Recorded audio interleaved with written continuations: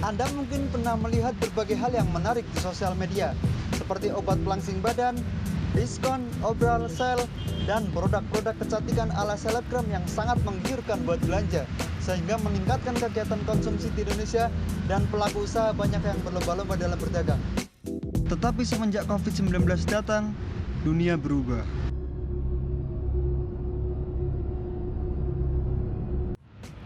Banyak dari perusahaan-perusahaan maupun UMKM yang mengalami kebangkrutan dan kegiatan-kegiatan yang terpaksa ditunda, seperti pembatalan reservasi perjalanan, pembatalan event-event seperti wedding atau pernikahan, hingga tutupnya toko-toko retail maupun warung-warung makanan, yang mana hal itu mengakibatkan terjadinya kelonjakan harga produk yang signifikan dan tidak masuk akal, hingga perpindahan proses transaksi dari transaksi tatap muka menjadi transaksi online.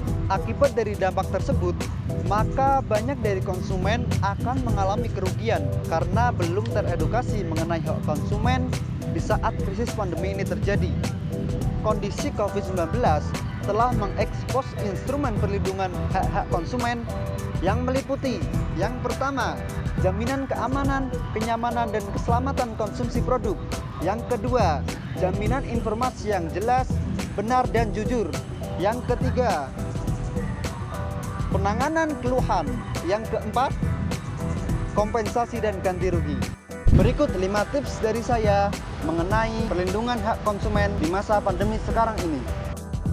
Pertama, menjaga informasi data pribadi. Seiring berpindahnya proses transaksi tatap muka menjadi transaksi online, perlindungan data pribadi konsumen sangat penting agar tidak terjadi penyalahgunaan oleh pihak yang tidak bertanggung jawab. Kedua, hindari informasi hoax. Di masa pandemi COVID-19, banyak oknum tertentu yang mengambil keuntungan melalui penyebaran informasi atau berita yang belum tentu benar adanya. Maka dari itu, kita harus menjadi konsumen yang bijak dalam memilih suatu informasi yang benar, jelas, dan jujur. Ketiga, financial planning. Di masa-masa sulit seperti sekarang ini, kita harus bijak dalam berbelanja. Bisa dilakukan dengan cara membuat list kebutuhan primer maupun sekunder, atau bahkan dengan kebutuhan-kebutuhan yang mendesak. Keempat, meminta kompensasi dan ganti rugi. Banyak dari kita bingung bagaimana cara melakukan komplain agar terhindar dari kerugian karena produk yang tidak sesuai dengan apa yang kita pesan. Maka dari itu, ada sebuah badan yang menangani hal-hal semacam itu, yaitu Badan Perlindungan Konsumen Nasional. Badan Perlindungan Konsumen Nasional adalah badan yang dibuat untuk merespon dinamika kebutuhan perlindungan konsumen yang berkembang dengan cepat di masyarakat, yang mana fungsi dan tugasnya tercantum dalam pasal 33 dan 34 Undang-Undang Nomor 8 Tahun 1999. Kelima, mencerdaskan konsumen. Di era digital ini,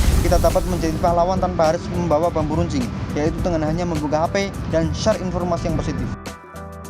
Sebagai penutup, saya mewakili generasi milenial mengajak Anda untuk menggunakan hak konsumen dengan bijak dan cerdas. Semoga bermanfaat. See you next time. Adios, amigos.